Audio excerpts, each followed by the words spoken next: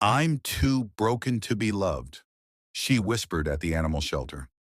But the single dad kept showing up every Saturday. Nina Castellano was unloading the last of the water bowls from the truck when she realized the Saturday adoption event was already spiraling into chaos, and it wasn't even 10 in the morning yet. And honestly, this was exactly how every community outreach day went when you were running a county animal shelter on a budget held together with duct tape and hope.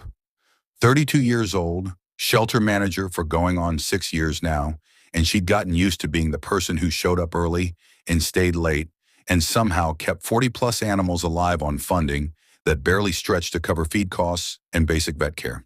The community center parking lot in Kenosha, Wisconsin was packed with families and kids running everywhere, and volunteers who meant well, but didn't always think before acting. And Nina was wearing jeans that had dog hair permanently embedded in the denim and a shelter t-shirt that was faded from 1,000 washes, hair pulled back in a braid that was already coming loose. She was setting up the last folding table when she spotted them.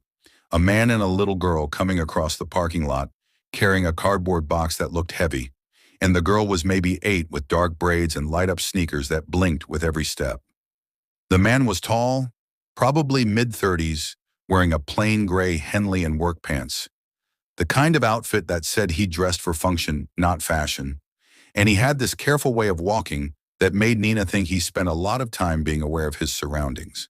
They made it to the donation tent, and the girl set the box down with a grunt, and the man crouched next to her to make sure she hadn't hurt herself.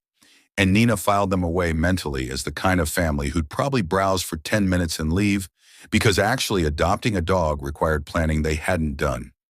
The morning pushed forward in that specific kind of controlled disaster that comes with adoption events, dogs barking and kids asking a million questions, and Nina moving between families, explaining heartworm treatment and spay-neuter policies, while also trying to keep her volunteers from accidentally letting a leash slip.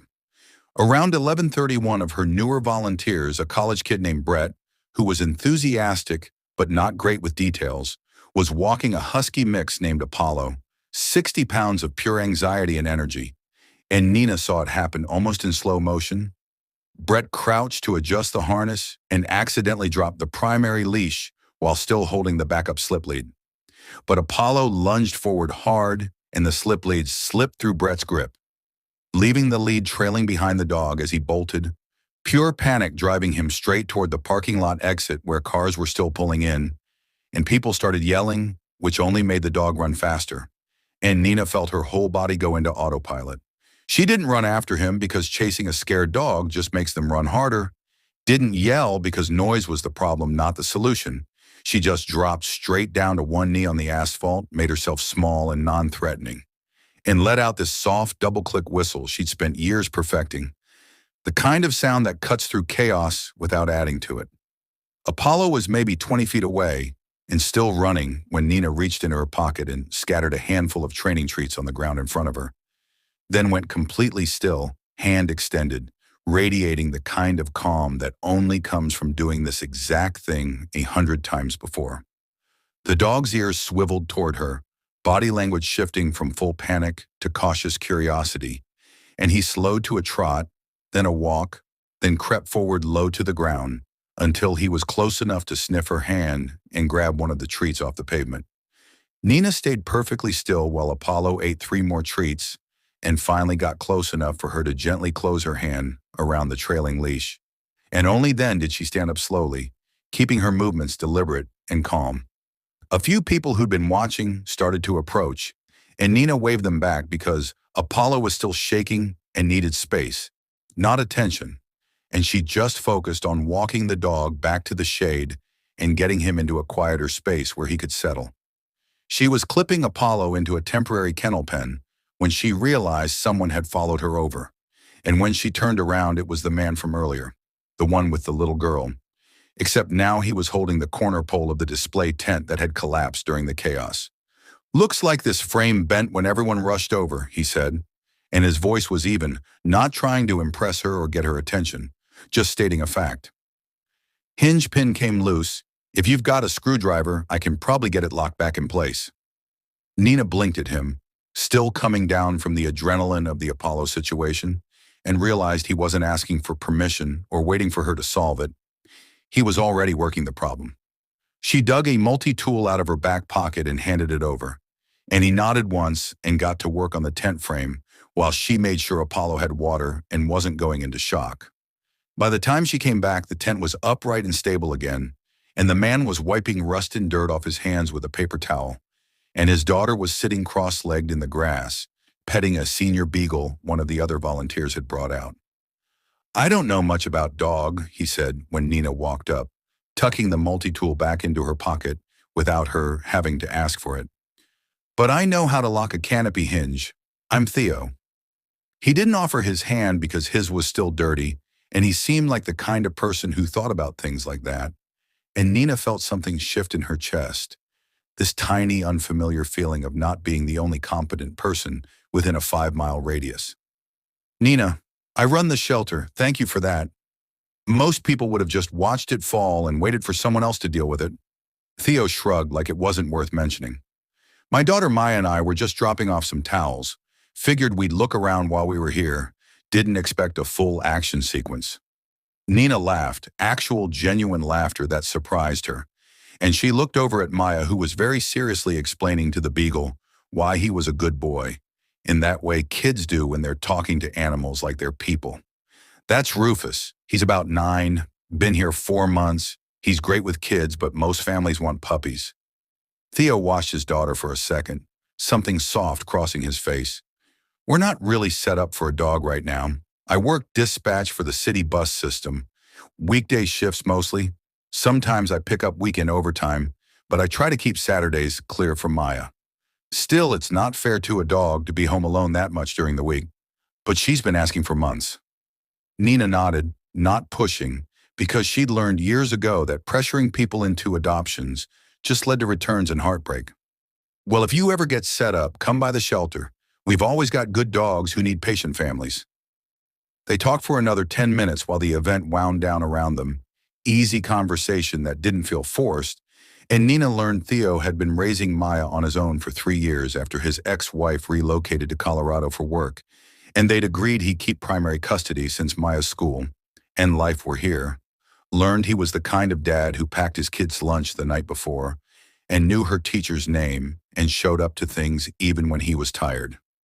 Theo learned Nina had been at the shelter since she was 26, that she'd basically built the program from scratch and hadn't taken a real day off in longer than she could remember, that she was used to being the person who fixed everything and didn't really know how to ask for help anymore. When they finally said goodbye and Theo walked Maya back to their car, Nina watched them go and felt this weird, unfamiliar thing.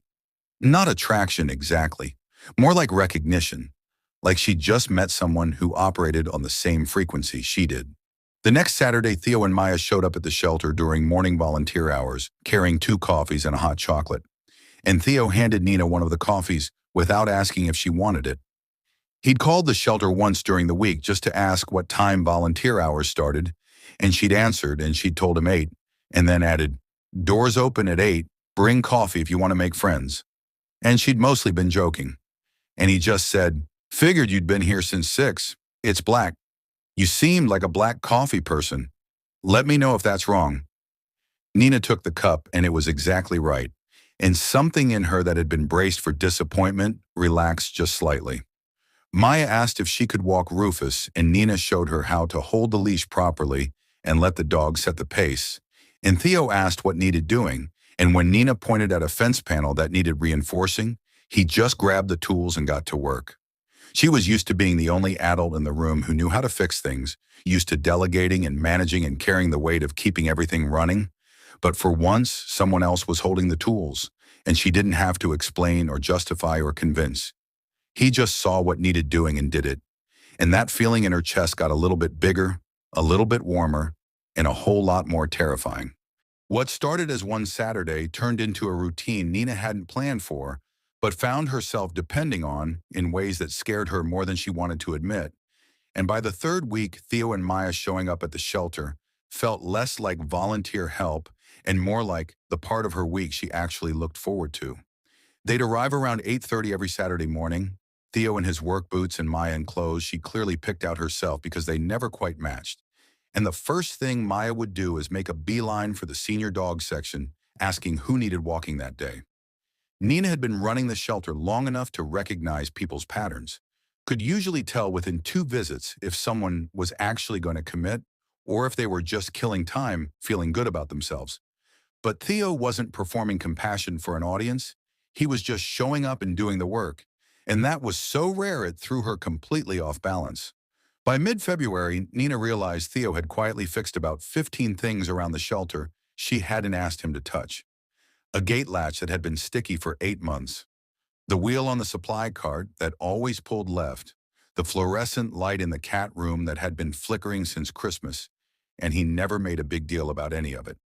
After his background check cleared in the second week, she'd added him to the shelter's registered volunteer list and had him sign the liability waiver. Kept his work to basic maintenance like latches, carts, and hinges. Nothing the insurance wouldn't cover under supervised volunteer activity. He just saw something that needed attention and handled it. They'd fallen into this rhythm where Nina would manage the adoption appointments and paperwork, while Theo took care of the physical maintenance stuff, and it felt like the first time in years she wasn't carrying every single piece of the operation on her own shoulders. One Saturday morning, she was updating medical records in the tiny office that barely fit a desk when Theo knocked on the doorframe and said, "The cage door on Kennel 3 is hanging crooked, latch won't catch properly. I can reset the hinge if you've got a spare pin." Nina looked up from her computer and just stared at him for a second because in 6 years of running this place, she'd never had anyone notice maintenance issues before she did, let alone volunteer to fix them. "You don't have to do that. I can add it to the list," she said. But Theo was already shaking his head. "I've got the parts in my truck and it'll take 10 minutes. Those dogs don't need a door that doesn't close right." He said it like it was the most obvious thing in the world, and then just disappeared down the hall before Nina could argue. And she sat there staring at the empty doorway, thinking about her ex who would have needed 3 reminders and a detailed explanation, and probably would have complained about having to do it the whole time. Theo just saw a problem and fixed it because it needed fixing, not because it would earn him points or make him look good. And Nina was discovering that competence without performance attached to it was apparently her kryptonite. Maya had latched onto a senior golden retriever named Buster within the first 2 weeks, this 9-year-old gentle giant who'd been surrendered when his previous owner moved into assisted living. And every Saturday, she'd spend at least an hour brushing him and reading to him from whatever chapter book she'd brought along. Nina would watch them sometimes from across the yard, Maya sitting cross-legged in the grass with Buster's head in her lap, narrating the story with all the dramatic voices while the dog's tail thumped peacefully against the ground. And it was the kind of scene that would have made Nina's chest ache if she let herself think too hard about it. Buster had been at the shelter for 5 months, and senior dogs were always the hardest to place. People wanted puppies or young, energetic dogs. Nobody wanted to adopt an animal that might only have a few good years left. But Maya didn't care about any of that. She just loved him completely without conditions. One Saturday in early March, Nina was cleaning out the supply closet when she heard Theo's voice coming from Buster's kennel, low and patient, and she paused to listen without meaning to eavesdrop. "I know you want to take him home, Bug. I do too. But remember what Miss Nina told us about shelter dogs. They're here waiting for their forever families, and our job is to love them and take care of them while they're waiting. But then we have to be happy for them when they find their people." Maya's voice came back small and worried. "But what if his people don't brush him right? What if they don't know he likes his ears scratched? What if he forgets about me?" Nina leaned against the closet door frame, listening to Theo handle this with such gentle patience, it made her rib cage feel too tight. "He won't forget you, Bug. Dogs remember people who are kind to them, and you helped make him feel safe. That matters even if someone else gets to take him home. Whoever adopts him is going to be lucky because of the time you spent with him." Nina had to walk away before they noticed her listening, because something about watching Theo parent his daughter through disappointment before it even happened, teaching her resilience without dismissing her feelings, made Nina feel things she'd spent years convincing herself she didn't need. She'd dated guys who had kids before, and it always ended up with her managing everyone's emotions, planning the activities, remembering the school stuff, basically becoming an unpaid assistant parent while the actual parent checked out. And she'd spent 3 years in a relationship with a man who'd needed her to run his entire life before she finally understood that wasn't love, it was labor. But Theo wasn't like that. He packed Maya's lunch without being reminded, knew her reading level, and her friend drama in which vegetables she'd actually eat. He was just a fully engaged father who didn't need someone else to run his life. And Nina was realizing that finding a man who had his act together was apparently more attractive to her than any romantic gesture could ever be. The Saturday before Easter weekend, a family came in looking for a dog, and Nina walked them through the adoption process, learned they had a fenced yard and older kids and were specifically hoping for a calm, gentle dog good with children. And she immediately thought of Buster. She introduced them and it was perfect. The kids were respectful and patient.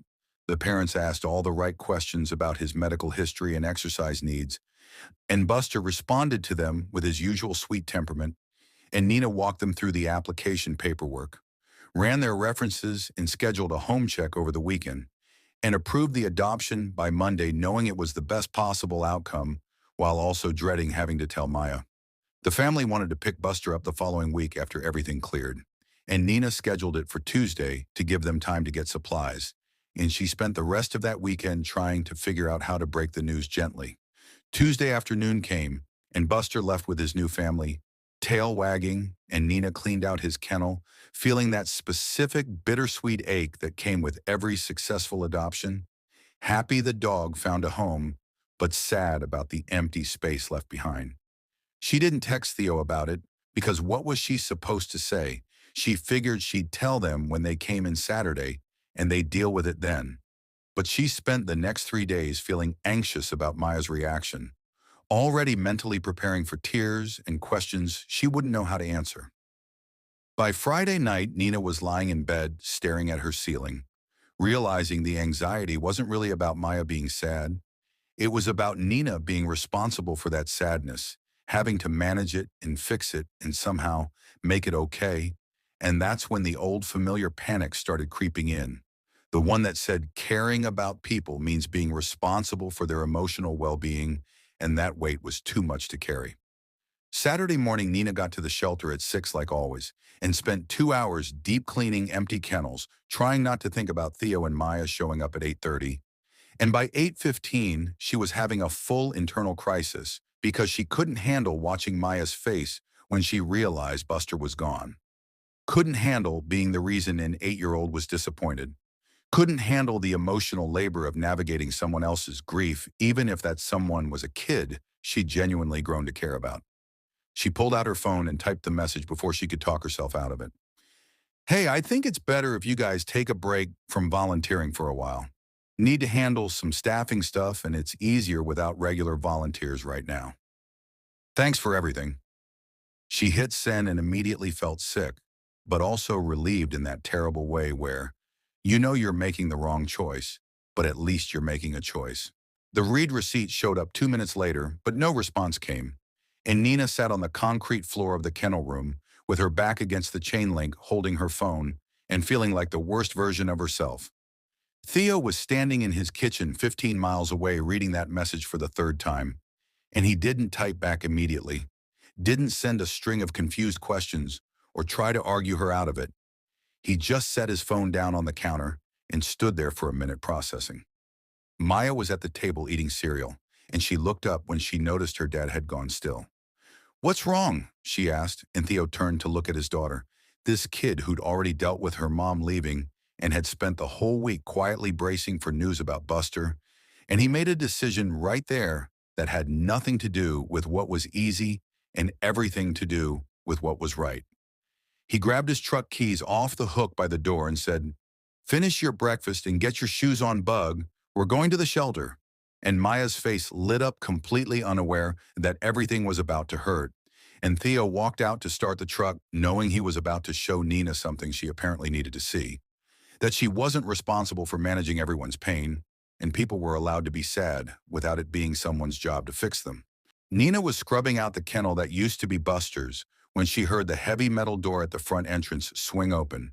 That specific creak it made that she'd been meaning to oil for 6 months, and her whole body tensed because She wasn't expecting anyone this early, and definitely wasn't emotionally prepared for human interaction after the text she'd sent an hour ago.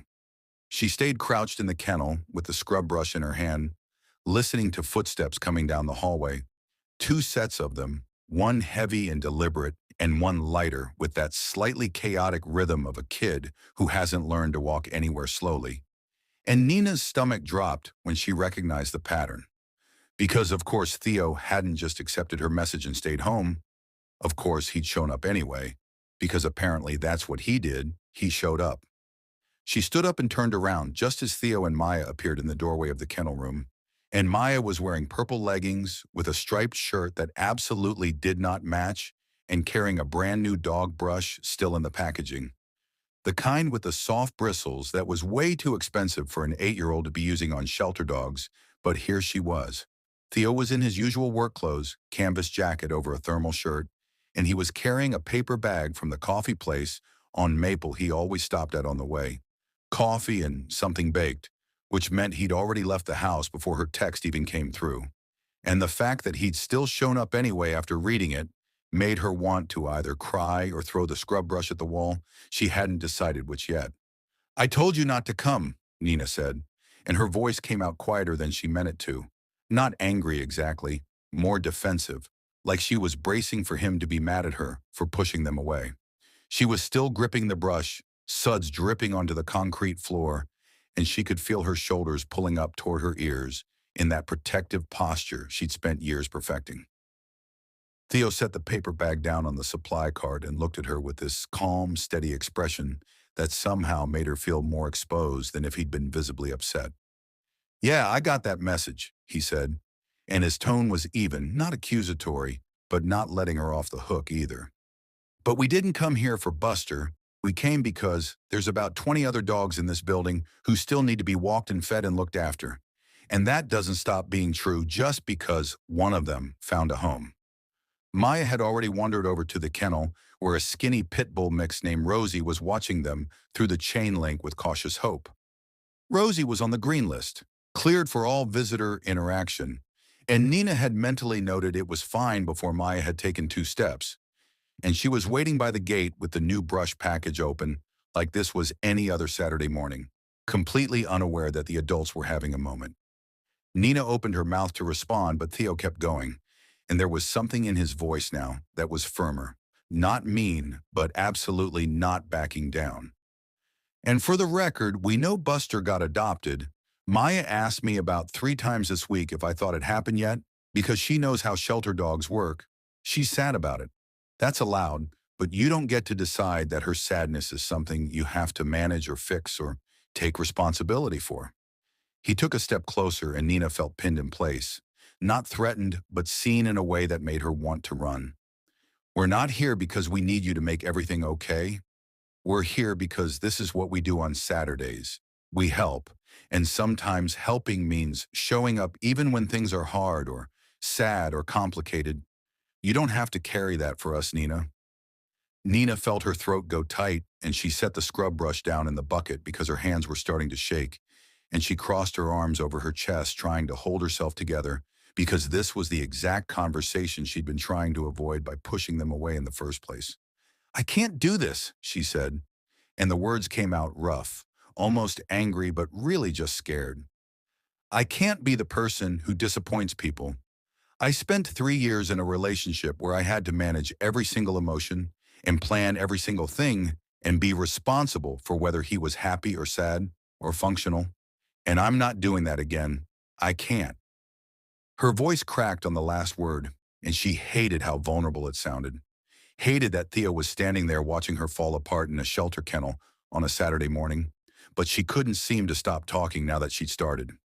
"Every single person who comes through here either wants me to fix their problem or wants me to make them feel good about themselves. And I'm so tired of being the only adult in the room who knows how to handle things. And I thought maybe you were different, but then I realized you're just going to end up needing me to manage you too. And I can't, I physically cannot do that anymore."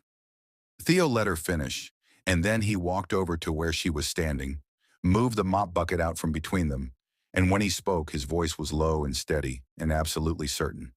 "I'm not him," he said, And Nina looked up, meeting his eyes for the first time since he'd walked in. I'm not the guy who needed you to run his life. I pack my own kids' lunch and pay my own bills and know how to change a tire and cook dinner and show up on time. I don't need you to manage me, Nina. I need you to let me stand next to you and share the weight instead of carrying all of it alone, like some kind of punishment you assigned yourself. He reached out and took the scrub brush out of her hand, where she'd been white-knuckling it without realizing, set it back in the bucket, and gestured around the kennel room. You think I'm here because I need you to make me feel useful or give me purpose? I'm here because I watched you handle a scared dog in a parking lot with more competence and calm than most people have in their entire body. And I thought maybe that person could use someone who knows how to fix a cage door without needing a medal for it. Maya's voice cut through the tension from across the room, completely oblivious to the conversation happening 15 feet away. Dad, can I take Rosie outside? She looks like she really needs to pee. And Theo called back without taking his eyes off Nina. Yeah, Bug, wait by the side door. I'll be right there. He glanced at Nina and she nodded, stepping to the window that looked out on the side yard. Through the glass, she watched Theo open Rosie's kennel and clip the leash on, then hand it to Maya once the dog was secured. Maya taking it with the careful focus of a kid who'd been taught to do it right. And Nina called through the cracked window, Good job. Let her sniff the fence before you start walking. And Maya gave a thumbs up without looking back. The normalcy of it against the intensity of this moment made Nina want to laugh or cry, still hadn't decided which. Theo kept talking, his voice dropping even lower. You sent me that text because you're terrified that caring about us means being responsible for our happiness. But that's not how this works. We're not asking you to fix us or manage us or carry us. We're asking you to let us show up on the good days and the bad days and the days where a dog you love finds a home and it hurts, but it's still the right thing. Nina felt something crack open in her chest.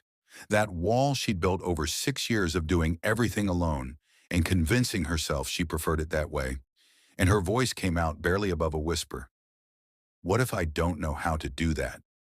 What if I only know how to be the person holding everything together? Theo's expression softened, and he picked up the mop that was leaning against the kennel, held it out to her, then thought better of it and kept it himself, leaning it against the wall instead. Then you let someone else hold the mop for once, he said, and there was the smallest hint of a smile at the corner of his mouth. You let Maya read to the new dogs, and you let me fix the broken stuff, and you let yourself just be here without having to orchestrate every single piece of it? We're a team, Nina. That's what I'm trying to tell you. You don't have to be the only competent person in the building. They stood there for a long minute in that industrial kennel room that smelled like disinfectant and dog food, with Maya's voice drifting in from outside talking to Rosie about something important only 8-year-olds and dogs understand, and Nina felt the fight drain out of her shoulders. I'm sorry I tried to push you away, she said, and Theo shook his head. You were protecting yourself, I get it. But I need you to hear me when I say we're not going anywhere just because things get hard.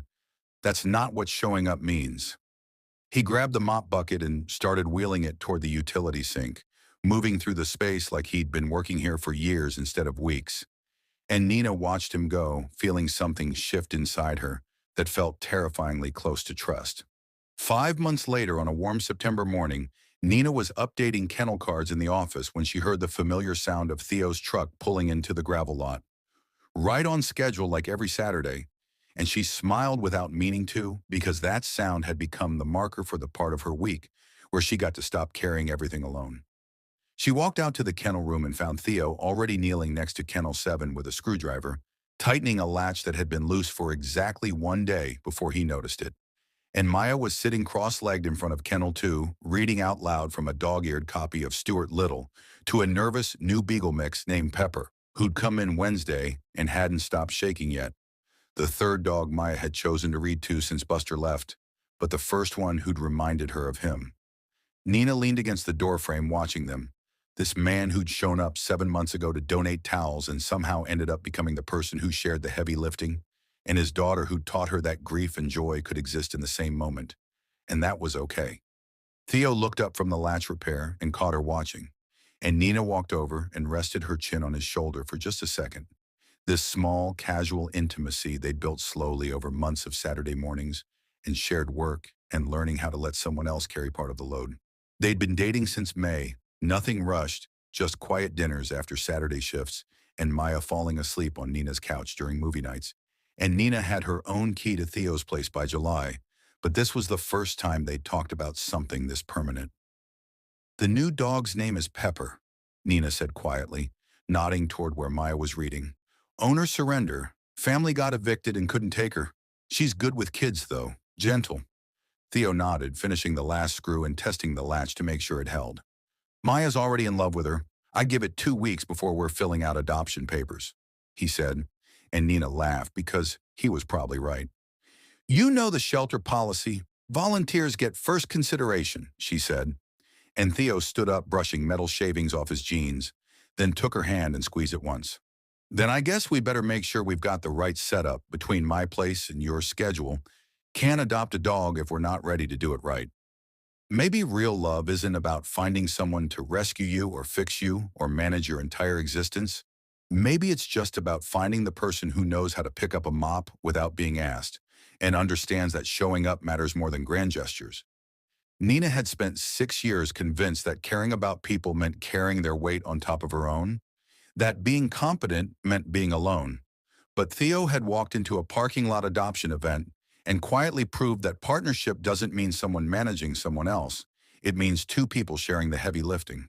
And somewhere between worn-out leashes and quiet Saturday mornings and an 8-year-old teaching nervous dogs that people could be trusted, they'd built a life where nobody had to be the only adult in the room, where sadness was allowed and joy was shared, and the work of caring for broken things became lighter when you had someone standing next to you holding the tools. If this felt real to you, there's more like it here.